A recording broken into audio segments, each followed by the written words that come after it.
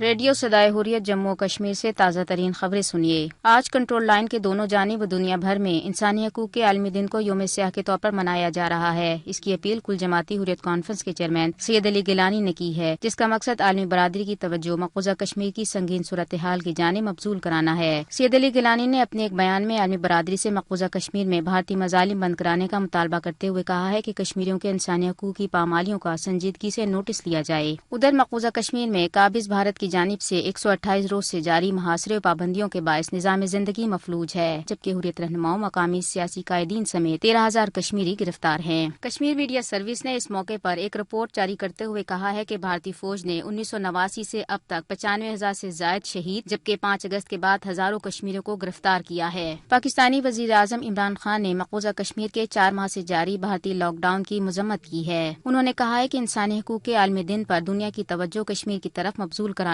ہوگی۔ وزیر اعظم آزاد کشمیر راجہ فاروق حیدر نے کہا ہے کہ مقبوضہ کشمیر میں بھارت اپنی منصوبہ بندی پر خاموشی سے عمل پیرا ہے۔ مقبوضہ کشمیر میں کرفیو نہیں، لاک ڈاؤن کی صورتحال ہے، بھارت کا اصل ہدف پاکستان ہے۔ مقبوضہ جموں و کشمیر میں جاری بھارتی مظالم کے پیش نظر وزیر خارجہ شاہ محمود قریشی نے استنبول میں جاری ہارٹ آف ایشیا کانفرنس کے دوران بھارتی وزیر کی تقریر کا بائیکاٹ کر دیا۔ لوٹن حلقہ ساؤتھ سے کنزرویٹو کے کشمیری نژاد پارلیمانی امیدوار پرویز اختر نے کہا ہے کہ مسئلہ کشمیر پر تگودو جاری رکھیں گے۔ خبریں ختم ہوئیں۔ مقبوضہ کشمیر میں بھارتی لاک ڈاؤن بھارت میں اقلیتوں خصوصاً سکھوں اور مسلمانوں کے قتل عام اور دیگر مظالم کے خلاف احتجاج کی غرض سے سکھ تنظیموں نے مقبوضہ کشمیر کی طرف مارچ کیا۔ اس موقع پر سکھ رہنما سمرنجیت سنگھ مان نے مارچ کے سری نگر کے مقاصد پر روشنی ڈالتے ہوئے کہا، ਜਿਹੜਾ ਜ਼ੁਲਮ ਕਸ਼ਮੀਰ ਦੇ ਵਿੱਚ ਹੋ ਰਿਹਾ ਹੈ 5 ਅਗਸਤ 2019 ਤੋਂ ਲੈ ਕੇ ਕਸ਼ਮੀਰੀਆਂ ਦੀ ਆਵਾਜ਼ ਦਬਾਈ ਜਾ ਰਹੀ ਹੈ ਜ਼ਬਰਦਸਤ ਤੇ 19.5 ਲੱਖ ਮੁਸਲਮਾਨ ਫੜ ਕੇ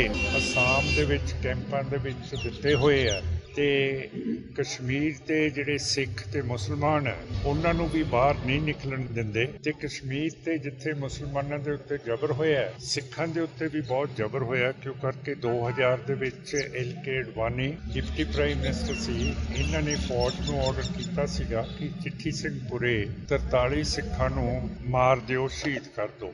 ਅਜੇ ਤੱਕ ਉਹਨਾਂ ਦੀ ਇਨਵੈਸਟੀਗੇਸ਼ਨ ਨਹੀਂ ਚੱਲੀ।